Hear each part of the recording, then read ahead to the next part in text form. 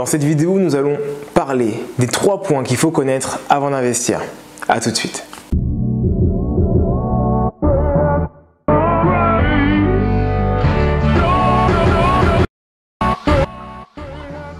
Salut à toi ambitieux, salut à toi ambitieuse, bienvenue sur ma chaîne YBA Courtage, ou plutôt devrais-je dire bienvenue sur ta chaîne.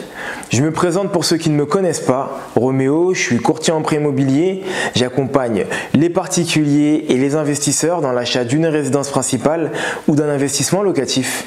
Et l'objectif de ma chaîne, il n'est pas compliqué, c'est de donner quelques petites astuces qui vont te permettre, comme on dit dans le jargon, de shooter ton prêt immobilier afin de l'avoir dans les meilleures conditions. Bienvenue à toi si c'est la première fois que tu viens à ma rencontre. Écoute, pour fêter ça et surtout pour ne pas louper les futures vidéos,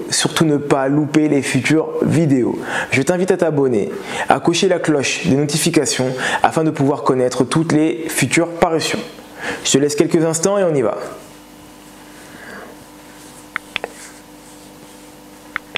Ça y est, c'est bon, je pense que tu viens de t'abonner, félicitations à toi.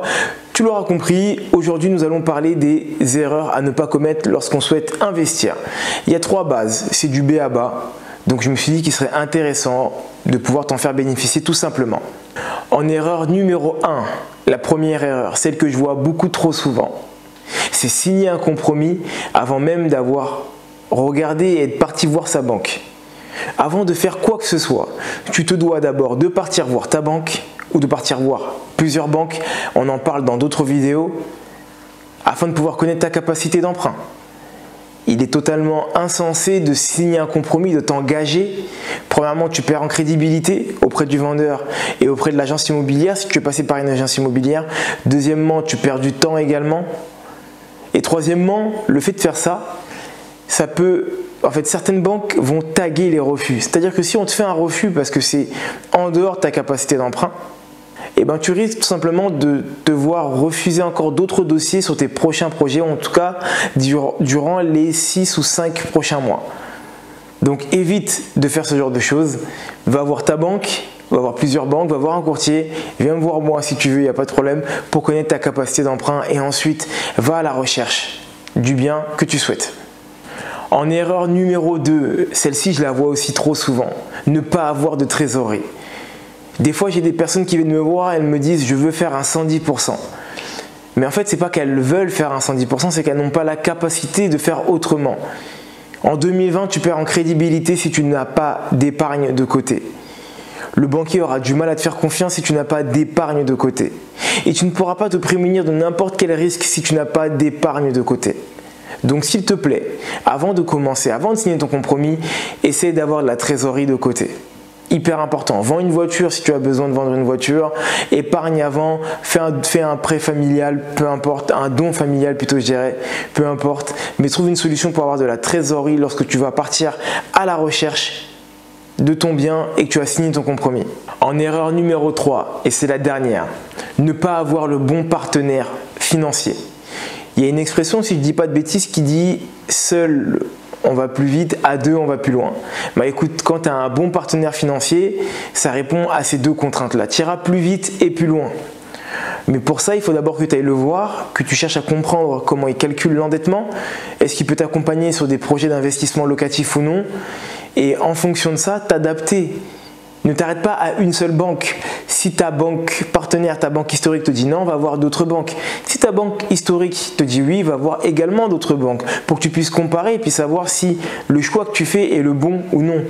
Mais je vois beaucoup trop de clients et d'investisseurs qui viennent sans avoir vu au préalable le financement, donc leur capacité d'emprunt, sans avoir cherché à savoir si leur banque pouvait les accompagner ou pas et quels allaient être les calculs d'endettement et de ratio qu'ils allaient pouvoir prendre.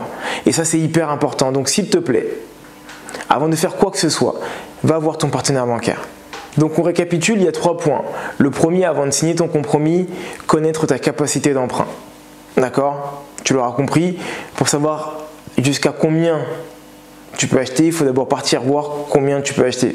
Je pense que tu m'as compris quand je t'ai dit ça. Le deuxième point, s'il te plaît, avant de signer un compromis également, c'est tout simplement avoir de la trésorerie. Avoir de la trésorerie va te permettre de te prémunir de tout problème et également aussi de paraître sérieux devant le partenaire financier, devant le banquier et devant même le propriétaire du bien en fait, parce qu'il peut te demander des séquestres. Une autre vidéo, on en parle, je t'invite à regarder. Le troisième point, avoir un bon partenaire financier.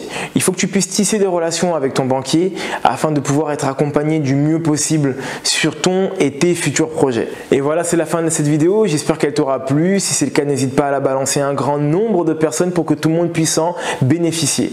N'oublie pas également d'y mettre un pouce, d'y mettre des commentaires. Ça me fait toujours plaisir, ça fait plaisir à YouTube. Tout le monde est content, ça me donne de la force. Si tu veux rentrer en contact avec moi, pas compliqué, il y a des liens qui sont juste en bas. Tu vas pouvoir donc cliquer sur le lien qui s'appelle donc le Call Diag, ça va te permettre de pouvoir rentrer en contact avec moi. On va pouvoir échanger, c'est totalement gratuit et on va pouvoir établir une stratégie avec toi, ensemble, toi et moi. Ensuite, tu as également mon e-book qui t'est offert, qui est totalement gratuit, qui est juste là, si je ne dis pas de bêtises, acheté après la crise. Je t'invite à le regarder, à le lire, à le voir, à le relire et surtout à le partager. Et pour finir, il y a également une vidéo, la vidéo d'un séminaire. Je t'offre le séminaire dans lequel j'ai participé, qui était donc un séminaire spécialisé pour les investisseurs, donc sur lequel j'ai échangé sur certains points. Donc c'est gratuit aussi également. Donc voilà, je te laisse regarder tous les liens qui sont juste en bas et puis faire ta petite salade et puis prendre ce dont tu as besoin. Entre-temps ambitieuse, je te souhaite une excellente journée ou une excellente soirée. Peu importe à quel moment tu regarderas cette vidéo. Ce que je t'invite à faire, c'est de continuer à croire en toi et à te former. Bye.